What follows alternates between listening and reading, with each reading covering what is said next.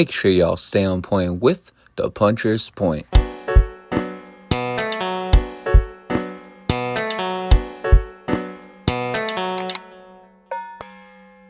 What is good, y'all? Welcome back to the Puncher's Point. We are back at it again. We are back at it after the Sebastian Fundora versus Keith Thurman fight. Sebastian Fundora defeats Keith Thurman by 6th round TKO in a dominant fashion to retain his WBC Junior Middleweight Championship.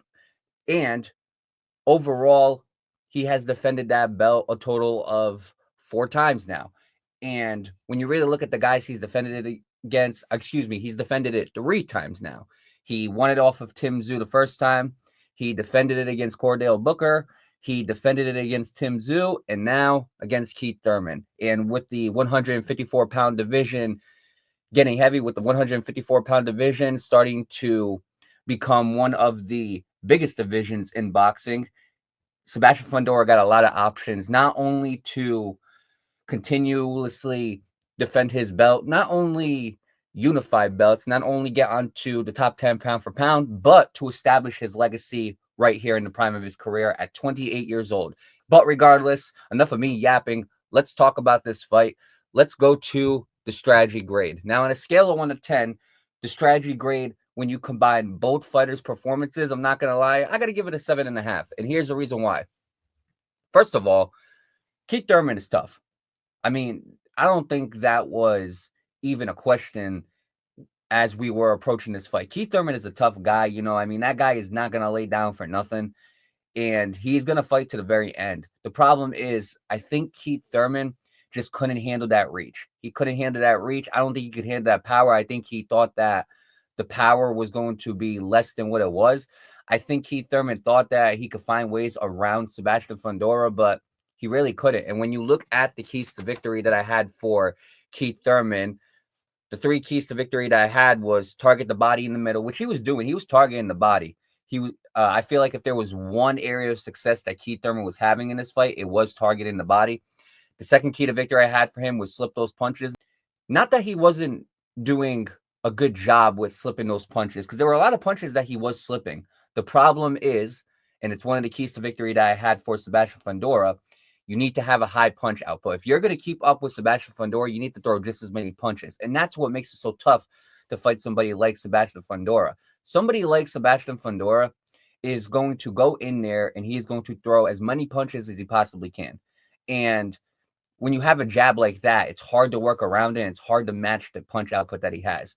But Keith Thurman couldn't match that punch output. I feel like he was slipping a lot of punches, but at the same time, Keith Thurman couldn't match the punches that were being thrown at him. And Sebastian Fundora, we all know he's got power.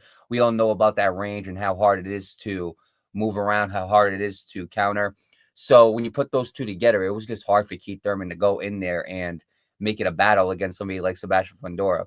And then last but not least, throw over his right hand. The last key to victory was throw over his right hand. And I feel like that's the one key to victory that Keith Thurman was not doing well at. He had some moments where he would clip Sebastian Fundora by throwing over that right hand. However, the problem is he wasn't doing it enough. And there were the openings there. But again, it was so hard to work around that.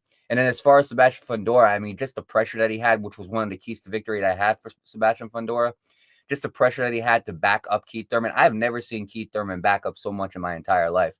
But Sebastian Fundora was just imposing his will on Keith Thurman. And I'm in a boxing group chat with guys who are in the red corner and the Refuse to Lose network. And I straight up said it. I said, Sebastian Fundora dog walked Keith Thurman. That's just the reality of it.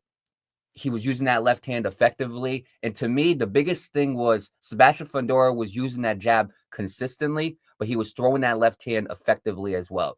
And the way I looked at it was in the early rounds, he was using that left hand. And usually it was the left straight. And then you started seeing Sebastian Fundora get a lot more comfortable and start throwing that left hand in many different ways. So then it went from a left straight, he started throwing the left hook. And then you started seeing him incorporate the left uppercut a little bit as well. And then eventually come the 5th, 6th round, he just put it all together. The versatility of his left hand is insane. And when you put it all together, he just started throwing that left hand in so many different ways that Keith Thurman really couldn't counter. Look at Keith Thurman's face. I have never seen Keith Thurman beat up like that before. And it's just a testament to how dominant Sebastian Fundora has been. He did that to Keith Thurman. He did that to Cordell Booker. He did that to Tszyu twice. I know y'all are going to say, but he hit him with the elbow, Mario, so therefore that shouldn't really count. I don't care. He's done it to a lot of opponents that he's faced, and I'm saying this right now, Sebastian Fundora is the most dangerous 154-pounder in this division. But overall, as far as the keys to victory, I got to give it a 7.5 out of 10. I don't think Keith Thurman had a bad game plan coming in here. I just think it was really hard for him to incorporate that game plan because of the measurements of Sebastian Fundora, because of how strong Sebastian Fundora is, because of the high punch output, because of the pressure. All those things came together, and I believe all those things were the reason why Sebastian Fundora won this fight. Now, as far as excitement, I'm not going to say this wasn't an exciting fight. I'm going to give the excitement, though, a 6.5 out of 10. The reason why is because I don't feel like Keith Thurman had enough moments to make this a back-and-forth fight. I don't think Keith Thurman had enough moments to where it had me on the edge of my seat. It was just Sebastian Fundora dominating him, and that's not Sebastian Fundora's fault. And again, Keith Thurman, I feel like he had a game plan coming in here, and he wanted to utilize that game plan. And I think that he had a good game plan. You know, he was moving around the ring a lot. He had a lot of lateral movement. He was slipping a lot of punches. But the problem is you have to match the punch output that Sebastian Fundora has. If you go back to the first fight with Fundora and Tszyu, when they were fighting, Tszyu wasn't afraid to throw as many punches as he possibly can. Tszyu wasn't afraid of getting knocked out. It's as simple as that. And once and even with the busted up face, even when he was wiping the blood off of his face, all of those types of things, he still made it a very close fight against Sebastian Fundora. And when you go and you look at that, you got to take into effect that Sebastian Fundora, he won that fight, and obviously it wasn't even competitive the second time around. But you also got to think Sebastian Fundora wasn't supposed to be in that situation to begin with. I believe he was a replacement fight for that. And the truth is, Sebastian Fundora, he just knows how to use his attributes. He just knows how to go in there and just frustrate opponents. He just knows how to go in there and just take the life out of them. And so it is fun to watch Sebastian Fundora fight. You know, it is fun to see this 6'6", 154-pound slender man go in there and just dominate these 154-pounders who cannot match up with him. However, the truth about it is, as far as excitement, a lot of his fights, the excitement is all from him. And I feel like when you have excitement on one side, I can't call it an exciting fight. So I had to give it a 6.5 out of 10 because I just don't think Keith Thurman was competitive enough to make this more of an exciting fight. I mean, I had Sebastian Fundora winning all 6 rounds. You know, I really don't think there were too many close rounds in this fight as well. I don't think there were too many rounds where you could lean it towards Keith Thurman either. So I feel like him being up on all the cards, just him dominating Keith Thurman really not clicking on all cylinders. I just feel like it wasn't an exciting fight overall. So I got to give it a 6.5 out of 10. Now we go to stakes. What are the stakes that are on the line? Well, here's the thing. It was the WBC championship. Keith Thurman was returning, and he was talking about making a comeback. And Keith Thurman's 37 years old. So if Keith Thurman did beat Sebastian Fundora, it would have been a great comeback story. You know, I feel like it definitely would have put Keith Thurman on a different level. I feel like Keith Thurman would have gotten a lot more respect. Because let's keep it a buck. I'm not going to lie to you guys. I feel like Keith Thurman is one of the most disrespected fighters of our era. I mean, for the guys that he's fought, for the guys that he's beat, we don't give Keith Thurman a lot of credit.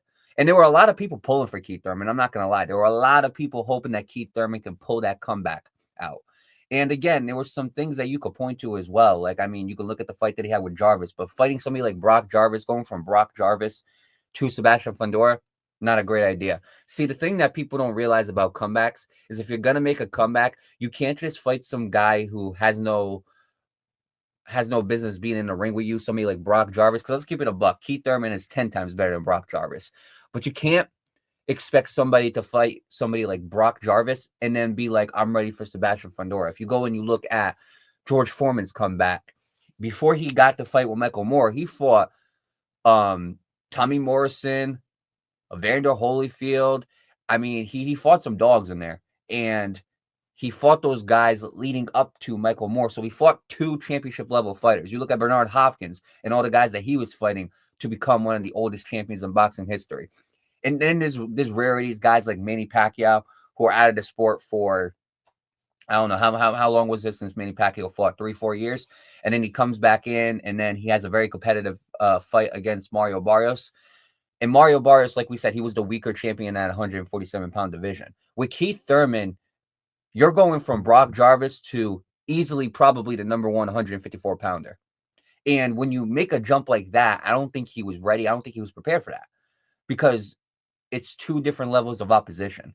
So, but as far as the stakes, Keith Thurman, he was coming back. Sebastian Fundora was going to add a future Hall of Famer like Keith Thurman. Yes, I believe Keith Thurman is a future Hall of Famer. He was going to add a future Hall of Famer and Keith Thurman to his resume. So I feel like now you look at the resume, you got guys, even whether win or lose, you got guys like Brian Mendoza, you got guys like Tszyu, you have guys like Keith Thurman. I mean, he's slowly adding to that resume of Hall of Fame fighters. And in this moment in the 154-pound division, it's only going to get better for him. So I feel like the stakes were high. Keith Thurman was hyping up this fight tremendously, talking about how he was going to knock Sebastian Fundora out. He was doing a lot of the talking, a lot of the trash talking. He was doing a lot of the promotion. So overall, I do feel like the stakes were relatively high for what we were dealt with Keith Thurman being 37 years old, Sebastian Fundora fighting a guy who is well older than him. So I'm going to give the stakes a 7 out of 10. You have the WBC championship on the line, so that obviously adds to it.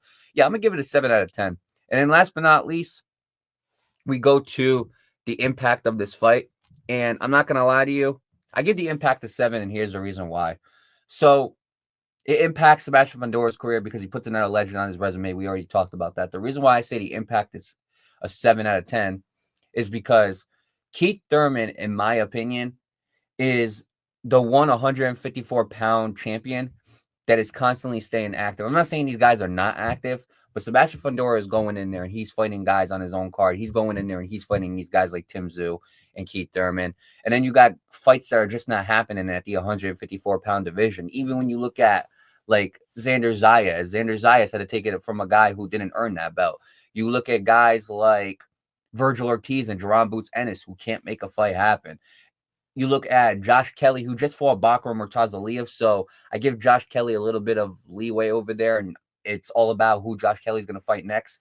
But I mean, if you look at Sebastian Fundora, Tszyu, Cordell Booker, you can kind of put in the middle. I know he's not a Hall of Fame fighter, but regardless, Tszyu, Cordell Booker, Tszyu again, Keith Thurman. I mean, 3 out of those are 4 difficult fights. Obviously, Tszyu twice and then Keith Thurman. Y'all are going to say Tszyu was past his prime, and I understand that and all.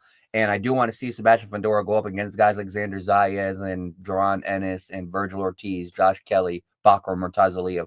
I want to see him go up against those guys. But Fundora, I believe, is the only guy that's actually having good fights in the 154-pound division. He's the only guy, I believe, making good fights in the 154-pound division. I mean, he's not ducking nobody. I do believe that if there's going to be a guy in this division that's going to fight the best, it's going to be Sebastian Fundora. So when you put all of that together, the overall fight grade is going to be a 7 out of 10. Now, that's not going to make the top 10 on the Puncher's Point fight grades by the end of the year. However, I do think there's a lot of things that you could take away from this fight as well. I think you could take away that Sebastian Fundora is just constantly getting better in that ring, and he's constantly getting more dominant. I think you could take away the fact that Keith Thurman might have bit a little bit more than he could chew. I feel like he is pushing in that age. And I remember having Tommy Rainone on this podcast, and he said the perfect age to retire is 37. If you can make it past 37, then you're very fortunate in the sport of boxing. But 37, that's where he puts like the end cap on boxers retiring. And honestly, I think he's right. I think maybe you can put Keith Thurman in there. Maybe he can have a fight with Tszyu or something like that. You know, maybe you can give Keith Thurman one more fight, but then after that, I feel like it's time for Keith Thurman to retire.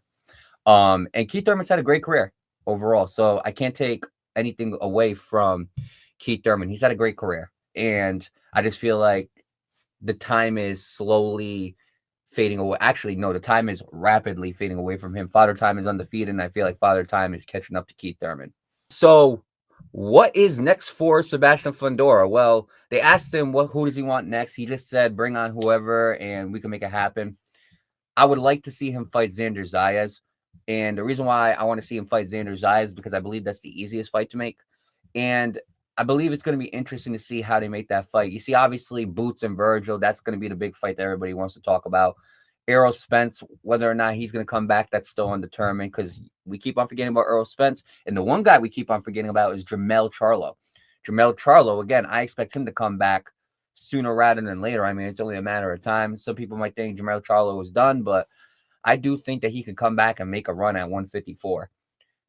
The truth of the matter is, the easiest fight to make right now, I believe the two guys in this division that are going to actually make it happen are Xander Zayas and Sebastian Fundora. Now, whether or not Bob Arum wants to make that fight happen or Al Heyman wants to make that fight happen, that's up for debate.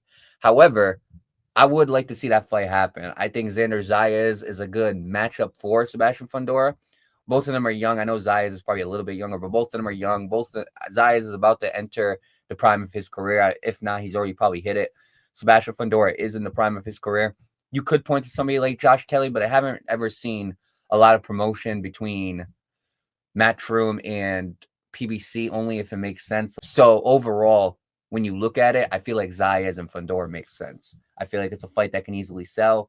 I feel like it's a fight that could definitely generate a big crowd. Obviously, both of them, Xander Zayas, him being Puerto Rican, I believe Sebastian Fundora is Mexican descent. So overall, it's going to bring that Spanish crowd together, I feel like, as well. And I think it's going to be a great fight. It's going to be interesting to see what Zayas does against somebody like Fundora, who's that size, who imposes that much pressure. It's going to be interesting to see what Fundora does against somebody who is as technical as Xander Zayas. So I definitely want to see that fight happen. I would like to see him fight a lot of those guys like Duran Ennis. I believe him and Virgil Ortiz would be a great fight, but obviously we want to see Virgil versus Boots. And I don't know how close that is to happening. Again, it keeps on falling in and out. That's the thing with boxing. Like a lot of these fights, they could say they're close to making it happen and something falls out at the last minute. So I believe Zayas and Fundora could be a good fight. I believe it's a fight that Matchroom and PBC could profit off of. I believe it's a fight that's going to be entertaining for the fans. It's going to bring a lot of fans in. It's going to have a lot of hype to it. And I would love to see that fight happen next. So, yeah, Fundora and Zayas make it happen. Unification bout. And so it's time for us to log off. Make sure y'all continue to tune into the Puncher's Point. We got Deontay Wilder and Derek Chisora coming up pretty soon. So I'm going to make sure I cover that before that fight happens as well.